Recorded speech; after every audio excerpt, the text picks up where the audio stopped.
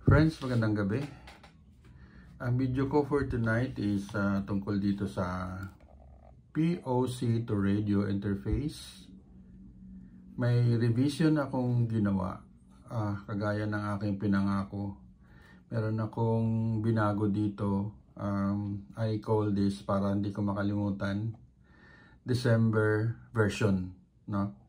Kasi while I was on vacation, ang nasa isip ko kung paano ko babaguhin yung aking part of the circuit para pwede siyang mag-override, no? And yung override is, habang may nag-uusap dito sa BHF, pwede mo siyang salubungin, no? Yung mga previous na design kasi hindi. But konti lang naman yung pinagbago. Ang importante lang is nagawa yung aking iniisip na dapat mabago, yung revision. And para sa akin, kompleto na yung system niya talaga. And that is how it should work. Kasi normally ang nagdadala ng mga ganito, yun yung mga administrator, no? Mga admin, mga boss. Tapos yung mga tao sa field, normally ang dala nila is portable. Kaya pag nag-uusap yung mga portable, si amo hindi maka-interrupt. Ngayon, sa ginawa kong revision, pwede na siyang maka-interrupt. And one thing ang ginawa ko is nagdagay ako ng sensitivity adjustment para dito sa ating LDR sensor. Okay? Itong LDR na to, kung hindi masyadong ma-center na pagkalagay dito sa kanyang location, pwede natin siyang i-trim. Ibig ko sabihin, mas user-friendly siya kesa doon sa naka-fix lang yung kanyang bias. This time, na-adjust yung kanyang bias. Kung masyado siyang maliwanag, pwede natin siyang hinaan.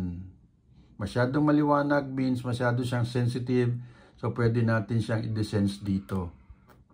Masyadong mahina yung light nakikita niya, pwede natin siyang i-adjust dito na para maging sensitive. Just to make it na nagbi-blink lang habang may blink din dito. Otherwise, pag walang blink, as I have said before, hindi talaga siya gagana. So, that's it, no? Tetesting tayo. Yung blink na yan, pag may tumawag, it will be followed by this red. This is red. That is radio transmit. Ayan, no? Try natin. 1, 2. 1, 2, 3, 4.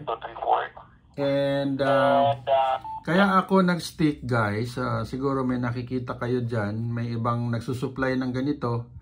I think dito siya kumuha ng lahat, no? Trigger, lahat dito. But I don't know. Pero ako, I stick on my design na LDR. Kasi gusto ko, hindi siya napuputol. Kapag BOX, may limitation kasi tayo dyan eh. Sa BOX, kailangan mo magsalita ng continuous. Otherwise, mapuputol siya. If you have a pause of siguro mga 5 seconds, mapuputol talaga. Pero ito, i-demonstrate ko lang. Yan. Yan, nakatransmit siya. 1, 2, 3. Yan, magpo-pause tayo ng mga 5 seconds, no?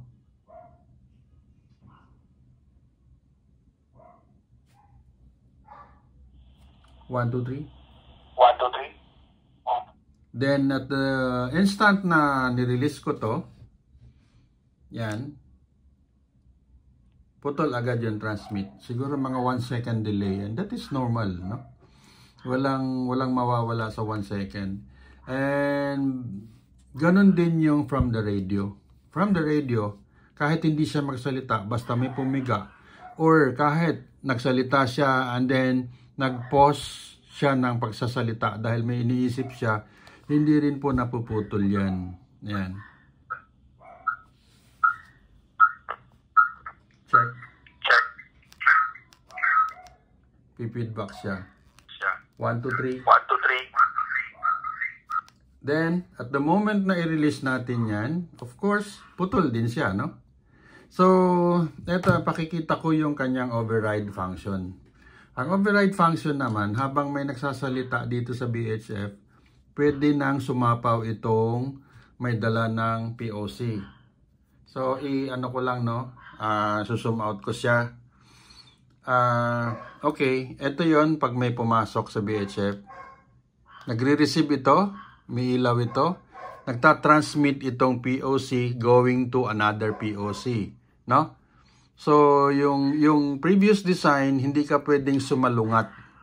Pero sa ngayon, pwede na siya. So, i-try natin, ano? Ayan.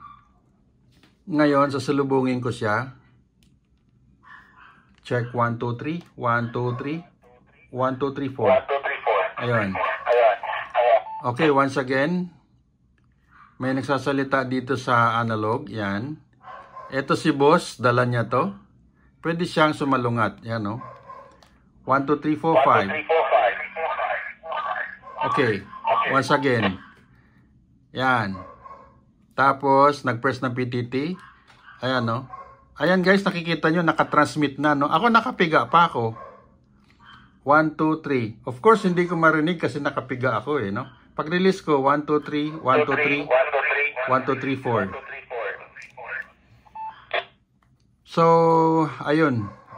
Yun na yun, yung sinasabi ko na revision na aking ginawa. I think that is the final. Wala nang iba pang dapat idagdag, no?